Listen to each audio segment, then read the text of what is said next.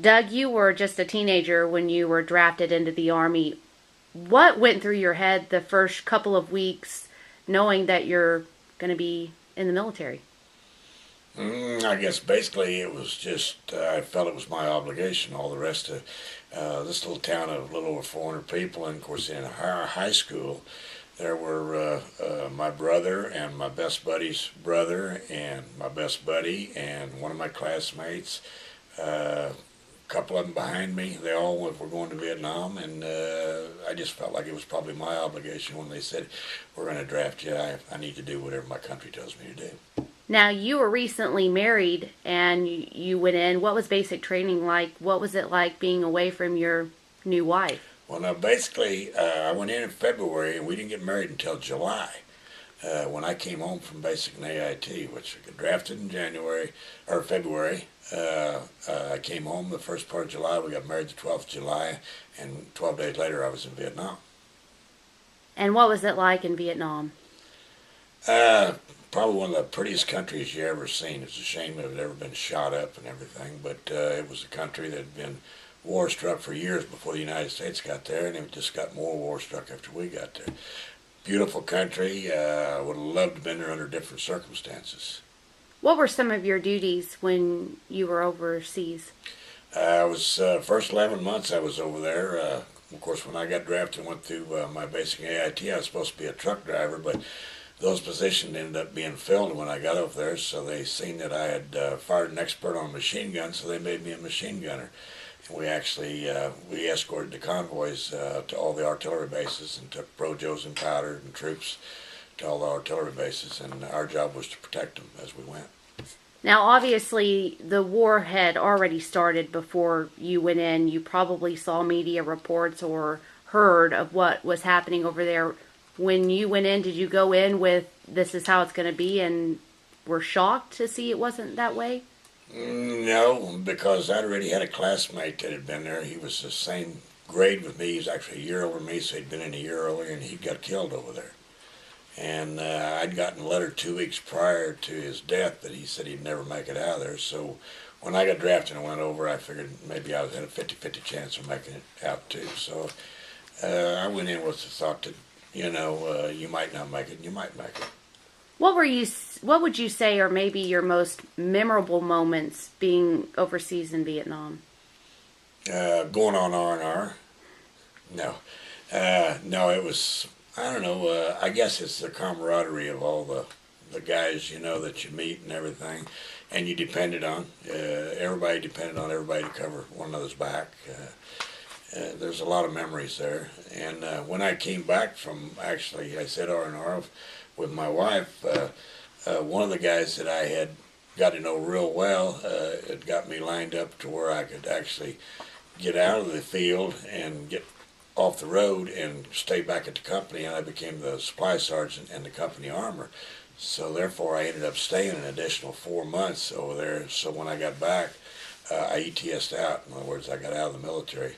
Otherwise I would have had 5 more months to go. So I got to come back to my wife after only 15 months.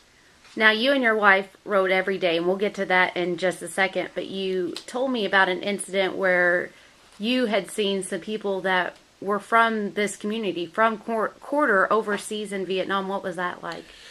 That was probably one of the most exciting things. I came in one day and off the gun truck and got the mail, and sometimes you'd get mail that was 7 days old. And I seen a letter from my buddy. He was a schoolmate of mine. We worked together at General Motors, and then we'd all three of us had got drafted at different times. Another buddy of mine, also a classmate.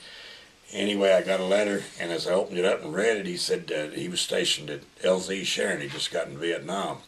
And about that time, the company clerk come in and told us to load the gun truck back up, that we were going back out that same night. We had to go to LZ Sharon in RON overnight to take troops out the next morning.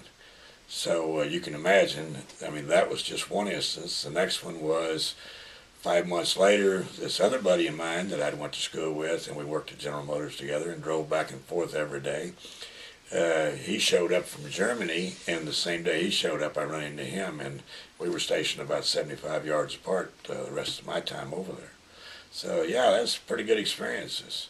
And one other one when you were getting your first hot meal in 10 months. That was the one, George Bayless, when he come over there. We had been out on the road every day, lived on sea rations. Truck had been damaged, and we got a day off, and that was the day I decided I was going to eat at the chow hall, eat a hot meal for the first time. And when I walked out, this guy hollered at me, and it was George. We went to school together, and like I say, worked at General Motors together, and he'd just gotten there and run into him the first day. So, miracle. Oftentimes when I talk to veterans about what it was like coming home, it was very difficult for those men that served during the time that you were in. Did you run into any problems coming home? No, I didn't. A small community, a wonderful community, quarter. I got probably 1 to 2 to 3 packages every week from friends and neighbors here in Quarter while I was over in Vietnam. A lot of times you wouldn't get the mail, like I said, for 7 days, and I might have 10 or 12 packages of cookies, and you packed everything in popcorn because popcorn just kept everything great. And so I could almost feed the whole platoon, with just everything that people sent me. And when I came back, that's the way they received me back because they knew I was part of the community and I was just doing what I was asked to do. You were treated like a hero, whereas other people weren't necessarily. Yeah, very true, very true. I mean, they were just glad to see you back and still in one piece. And like I said, one classmate of mine got killed over there. When you lose one out of a town of 400, it's like losing 400 out of a town of 4,000. What was it like adjusting to life again, to come back to your new wife? What was life like after the war? Oh, it was simple. But what you had to do is you had to put everything behind you that you'd just been through and just know that you got to start and get going again. But I already had a good job at General Motors before I went over. So when I come back, I went right back to work at General Motors. And we, of course, the first thing you think was you ought to go back to college, use your VA benefits and this and that. But we wanted to start a family by then. So once the kids came along, everything just went fine. How would you sum up your military career? Probably the best growing up experience you'd ever have. I can't say anything bad really about the military. Wouldn't want to do it again, don't get me wrong. But it will actually turn you into a teenage kid to a full-grown adult in a matter of about a month. Is there anything else you'd like to add? No, not really. Appreciate you coming down.